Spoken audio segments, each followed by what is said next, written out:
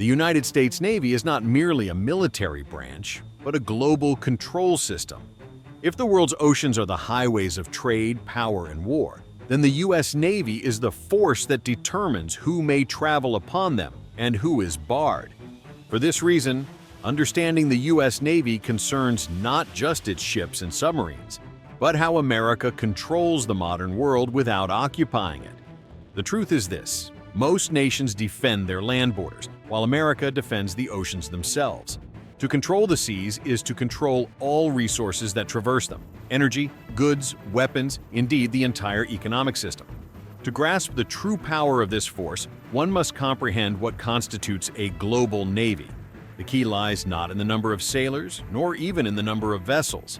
A truly global navy requires three essential elements: reach, endurance, and sea control. Reach means being able to arrive at any corner of the globe. Endurance means being able to remain in a target area for months without breaking down.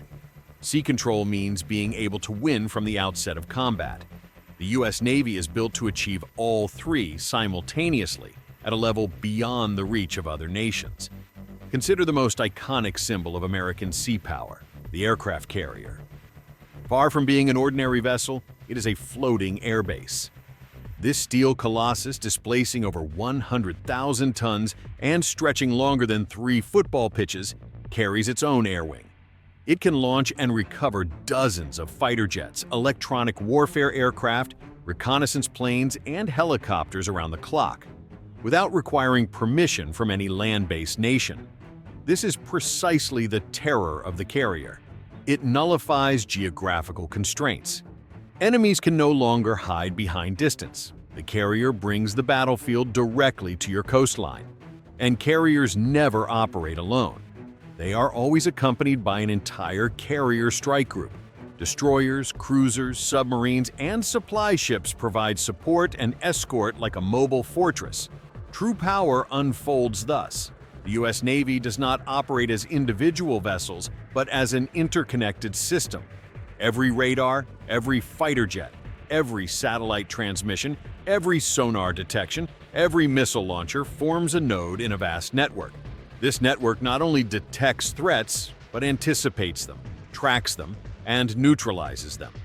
At the core of this system lies multi-layered defense and multi-layered attack.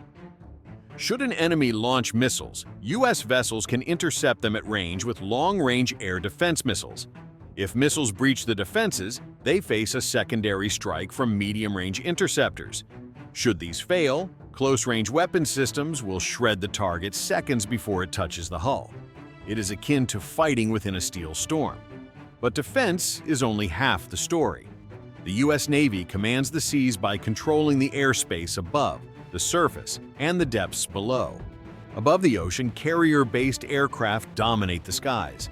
Naval fighters patrol, intercept, strike land targets, and destroy enemy vessels.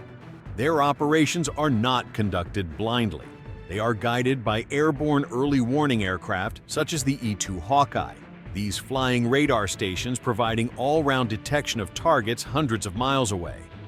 At sea level, the U.S. Navy operates the world's most advanced destroyers, exemplified by the Arleigh Burke class.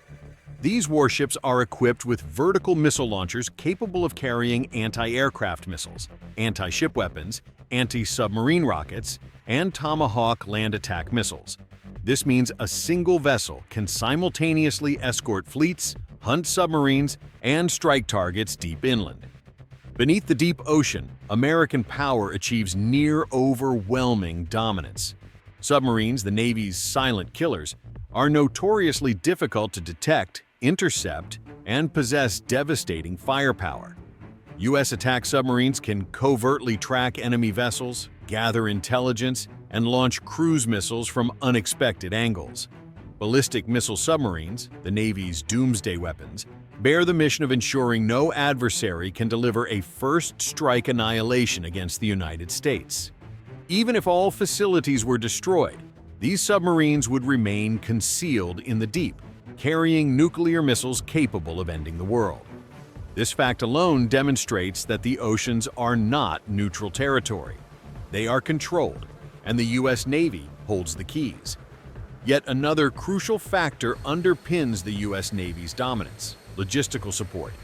While most navies are confined to home waters, the U.S. Navy can project power globally and sustain operations indefinitely. This capability stems from its vast supply chain, replenishment ships delivering fuel, food, ammunition, and spare parts across the open seas, transforming the oceans into permanent operational bases. This is precisely how America achieves global power projection without establishing bases in every nation. Carrier strike groups can appear at will, remain for months, and depart unnoticed. They deter adversaries while supporting allies, enforce blockades while safeguarding shipping lanes, conduct airstrikes while evacuating civilians, and respond to sudden crises. This mobility grants military power fluidity, and fluidity equates to dominance.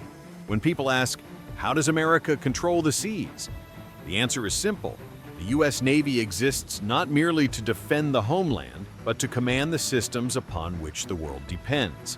Trade routes, energy corridors, strategic choke points like the Strait of Hormuz or the South China Sea. Should these arteries be blocked, the global economy would falter. The U.S. Navy is the force that determines whether these passages remain open. In the modern world, to control the seas is to control the world's respiratory system. This is the essence of the U.S. Navy. It is not merely a fleet, but a global instrument of pressure. It can project power anywhere, anytime, with virtually no warning.